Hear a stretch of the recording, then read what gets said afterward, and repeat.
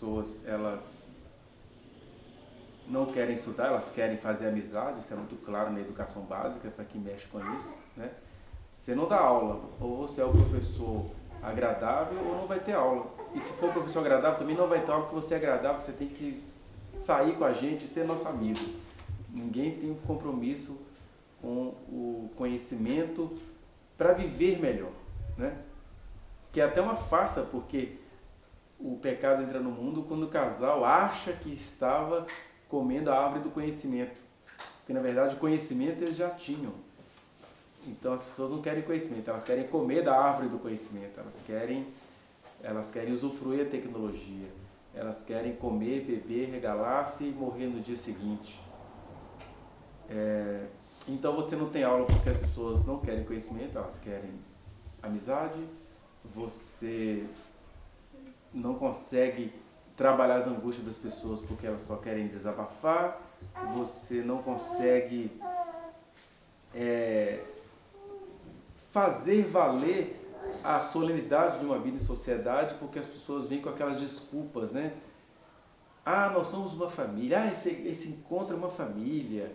E aí quando falo uma família eu até me estremeço porque isso é a cultura brasileira se revelando, né? Porque quanto mais você coloca as coisas como algo familiar, menos está proibida a reclamação, ou melhor, mais está proibida a reclamação, mais está proibida a luta coletiva, mais está proibido você registrar que você padeceu de um crime, de uma contravenção, seja ela qual for, porque a coisa releva, nós somos uma família, não vamos, a roupa suja se lava em casa.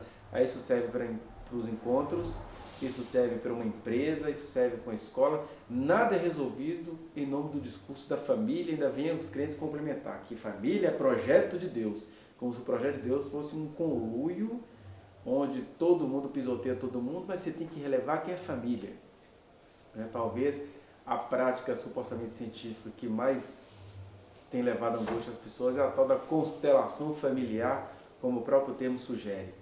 Porque todas as suas angústias agora vão ter que cessar, vão ter que se calar pelo fato de que isso tudo faz parte de uma constelação familiar. E aí até o estupro que você sofre, você ficou inexoravelmente com a ligação com essa pessoa, então você vai ter que perdoar essa pessoa, aceitar essa pessoa, ter um compromisso ali. E os juristas adoram isso, porque jurista não está muito afim, né? Jurista genericamente falando, de resolver o problema da população que demanda suas resoluções. Aí vem que essas discussões, vamos fazer um acordo, não precisa de terapia, todo mundo se perdoa, é tudo coletivo, amém. E aí você tem então a tristeza que vem desse conhecimento, você tem a tristeza relacional, que talvez seja a pior de todas, porque tem o poder de nos derrubar, porque ela é uma tristeza atual, que tem a ver com essa relação, mas ela também é uma tristeza infantil, porque ela tem a ver com desejos inenarráveis que todos nós temos, né? O bebê que está aqui não tem consciência de que ele é uma simbiose com a mãe dele, ele está ali vivendo feliz, o mundo é ele, ela e tudo, mas aí a vida vai passando e ele vai vendo que tem que ter uma separação, mas a gente não se conforma com isso, aí você começa a eleger pessoas que vão ocupar esse bom fantasma do qual você teve de se livrar, e aí vira angústia relacional porque você fica nesse paradoxo, né? Você começa a viver para manter uma relação, mas nunca é por amor. Mas ao mesmo tempo, quando a formalidade precisa acabar, você começa a acreditar que ama. Você supra a necessidade para poder não resolver o fantasma que nos habita. E por isso que no mundo caído, o casamento é um eterno milagre.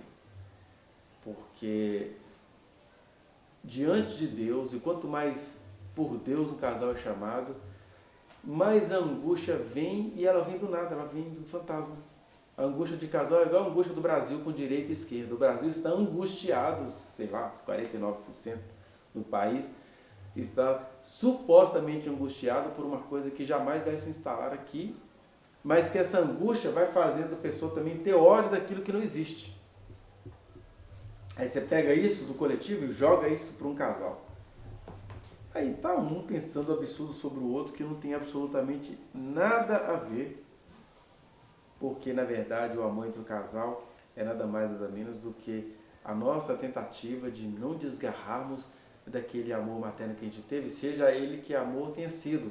Que às vezes é amor de uma mãe deslocada, é amor de uma mãe muito cheia de regras, é amor de uma mãe nem aí pra nada, é amor de uma mãe que te deixou largado, mas você aprende a amar isso porque o amor do bebê pela mãe ele é incondicional, ele está ali, ele está na vida, ele é um ser aí, graças àquela mãe que ou vomitou ou defecou, alguma coisa, mas é assim que o serzinho desamparado olha para aquela criatura da mãe, a ponto, né, de Lacan dizer isso, né, que uma das coisas que constitui a nossa personalidade é o desejo materno, né, desejo com D maiúsculo, porque as nossas grandes procuras é a nossa grande infantilidade, a gente não sabe se livrar do desejo materno. E aí a gente vai ver isso para os nossos relacionamentos. Mas eu fico pensando na angústia de Deus feito homem, né? Enquanto ele esteve aqui conosco nos seus 33 anos de tanta intensidade, e ele agora está num momento que para a gente seria assim, é lógico, eu vou passar por essa angústia, mas angústia é angústia. Não tem conhecimento que te livre da angústia. E aí ele sabendo que ele tinha de cumprir uma missão, ele sabendo que ele tinha de cumprir um requisito que ele talvez não sabia o que era, porque quando ele se fez homem, ele não estava fingindo que ele não sabia nada, na verdade ele não sabia, ele apenas um homem só o pai. E quando essas coisas vão chegando, a angústia vem dessas coisas, né? Que você sabe em quem você está, mas você se sabe humano, você se sabe devedor, você se sabe aquele que vai ter que cumprir aquilo que Deus te confiou, e tem de dialogar com tudo quanto é força, com tudo quanto é vetor, né? Que vai te puxando para todos os lados, e são vetores muito angustiosos, né? Muito perniciosos, porque tratam-se daquilo que você mais precisa fazer, mas aqueles que foram chamados para fazer com você nem estão interessados. Aí eu fico pensando que a angústia de Jesus deve ter sido essa. Ele está assim, eu ando há 3 anos com esses caras. É só a gente voltar um pouquinho à cena. Jesus acabou de vir com eles da ceia. Eles tinham conversado, né, sobre o que ia acontecer. Eles não estavam entendendo nada. Eles não estavam sabendo do que ia se tratar. Eles estavam muito seguros daquilo que Jesus ia fazer. Eles estavam muito seguros, né, de tudo que Jesus ia fazer, pensando o seguinte, a gente já está com Deus, a gente está com Deus em pessoa, a gente não precisa lutar por nada. Aquela sensação criminosa de conforto, né? A gente está com Ele. Jesus chega a desculpá-los uma hora, olha, eles não jejuam, não fazem nada porque eles estão com o noivo. Quem está com o noivo não precisa se preocupar, mas ao mesmo tempo eles eram muito estúpidos, com ousadias erradas, né? Deus está aqui com a gente guarda Deus desses caras, né? Então, quando o Pedro está tentando cortar a cabeça do servo do sumo sacerdote, e no meio daquilo tudo eles não tinham entendido nada.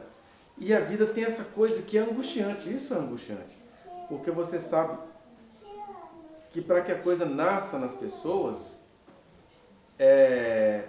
você vai ter que andar com as pessoas sabendo que elas não estão entendendo nada, sabendo que elas não estão nem sabendo aproveitar aquele momento.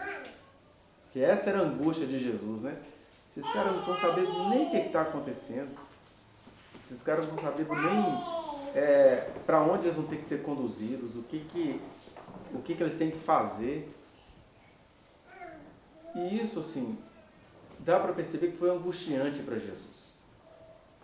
Porque eu não entendo essa angústia dele aqui apenas pelo fato de que ele iria se entregar a algo pesado, complicado, a algo que nenhum ser humano iria suportar se soubesse o que viria. Mas é isso, eu vou passar por isso tudo e eles não entenderam, eles não aprenderam. E aí Jesus resume isso tudo falando, olha, a minha alma está profundamente triste até a morte. Porque ele tinha de passar por isso, não tinha de dar aula sobre isso. É claro que depois de tudo passado as pessoas iriam entender. E iriam entender? Não sei. A gente não sabe dizer nem se os apóstolos entenderam. Porque na verdade, é uma coisa eterna, uma coisa que não para nunca, né? Quando você vai tendo comunhão com Deus, você vai padecendo de uma outra angústia, porque você vai entendendo o que é para você, o que não é para você. Por outro lado, você começa a entender que, por mais que você entenda certas angústias, quando elas acontecem, dá vontade de parar com tudo, dá vontade de jogar tudo fora, porque, por exemplo, quando você vai andando em comunhão com o Senhor, até o que o apóstolo Paulo falou, não tem mais assim tanta graça, né? Porque você já sabe que ele foi um homem maravilhoso, um homem inteligente, um homem cheio de vida e de graça, naquilo que ele conseguia entender naquele tempo e espaço. Ele teve um ótimo diálogo com a questão greco-romana, né? Com o grego Koiné, ele teve esse diálogo. E isso é bom também para a gente nunca adorar a Paulo, porque ele só conseguiu fazer aquilo que ele dizia a respeito. Mas a minha angústia é ter consciência disso e não conseguir produzir isso na minha geração, né? Você produzir isso na sua geração é você ser visto com todas as suspeitas, com todas as criminalizações, com todos os deboches gratuitos. E mesmo sabendo que Jesus passou por tudo isso, ele foi até a morte de cruz, e parece que as pessoas até hoje não entendem, né? Eu acho engraçado quando você tenta falar alguma coisa de Jesus para essa geração. Ah, mas você vai querer colocar Jesus nisso? Ou seja, Jesus não é ainda a razão da fé das pessoas, né? Ou ele é um bonequinho que vai se adequar à grife que a gente quer, seja ela uma grife comercial, uma grife industrial, uma grife filosófica ou libertária, ou então eu não vou adorá-lo. Então, a gente vai olhando isso tudo e é muito angustiante, porque você precisa dialogar com tudo quanto é coisa, com tudo quanto é percepções, né? As percepções são terríveis.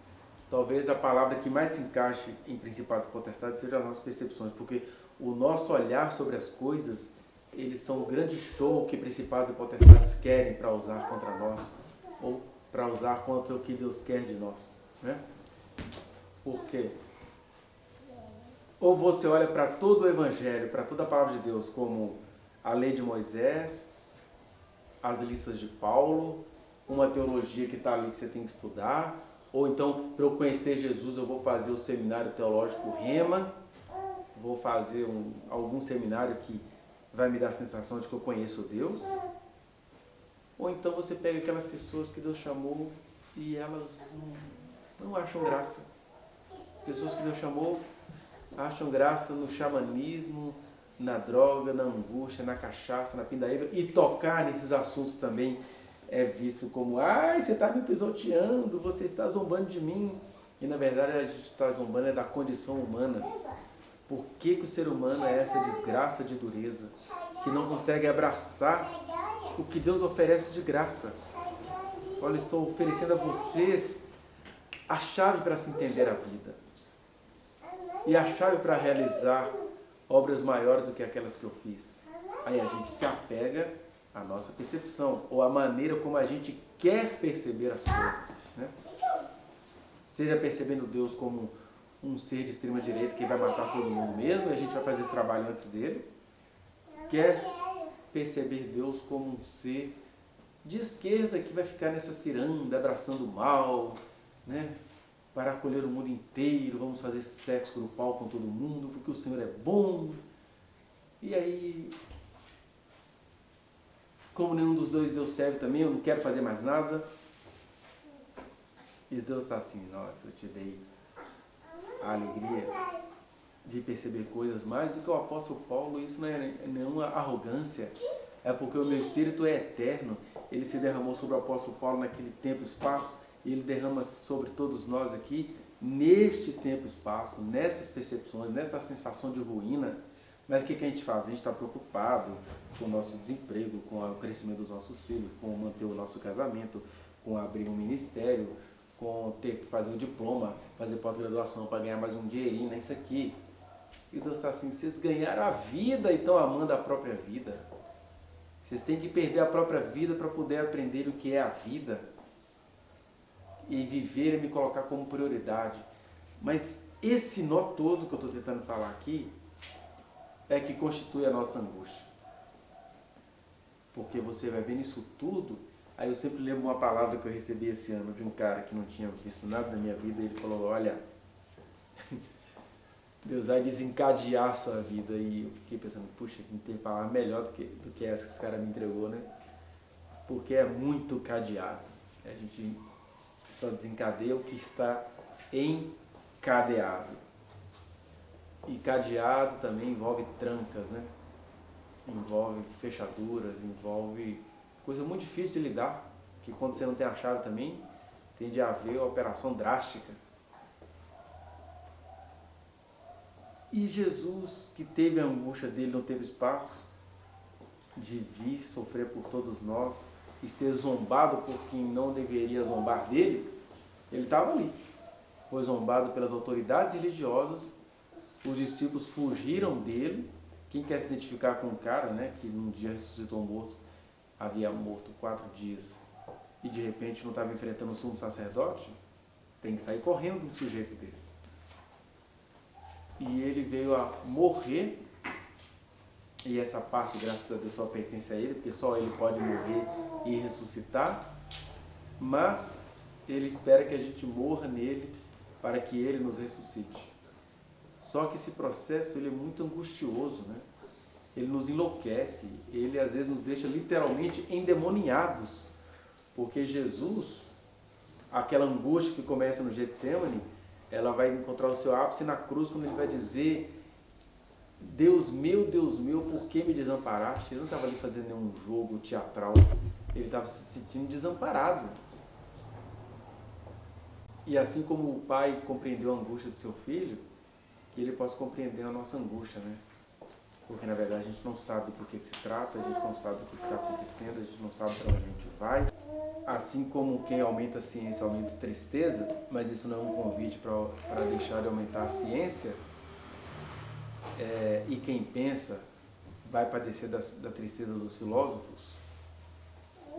Quem também tem esperança no Senhor vai sofrer das angústias de um mundo que tem o Senhor no discurso, mas que não espera nada dele, não.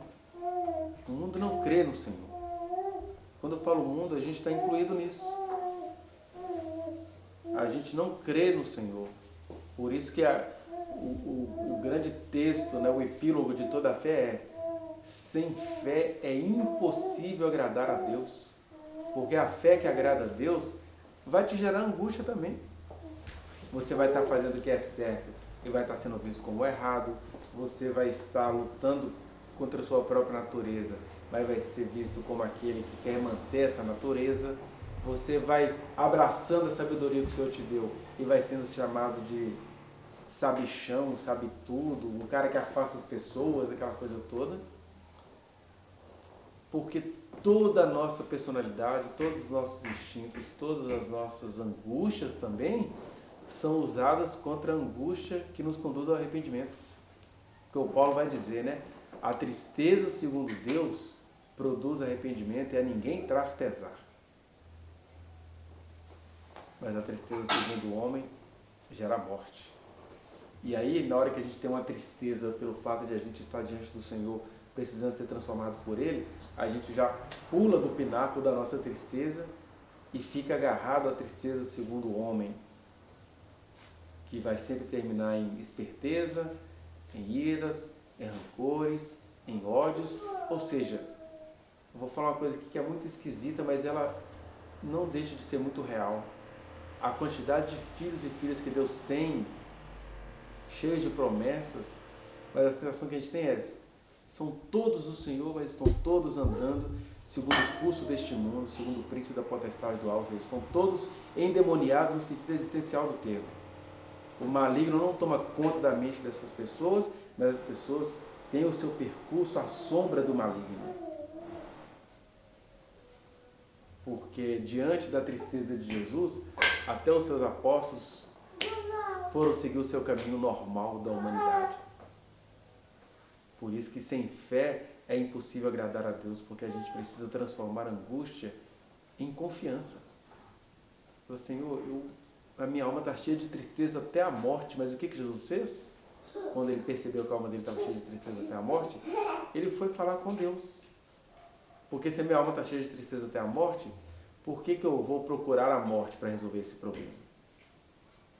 Ele foi morrer em Deus, né?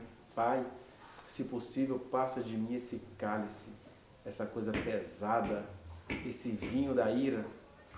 Todavia, não seja feita a minha vontade, mas a tua. Então a gente precisa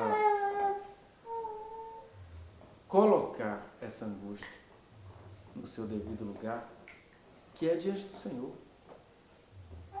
que é sair andando e chorando enquanto semeia, sabendo que nele toda angústia é sementário, né? Toda angústia é a semente que está brotando.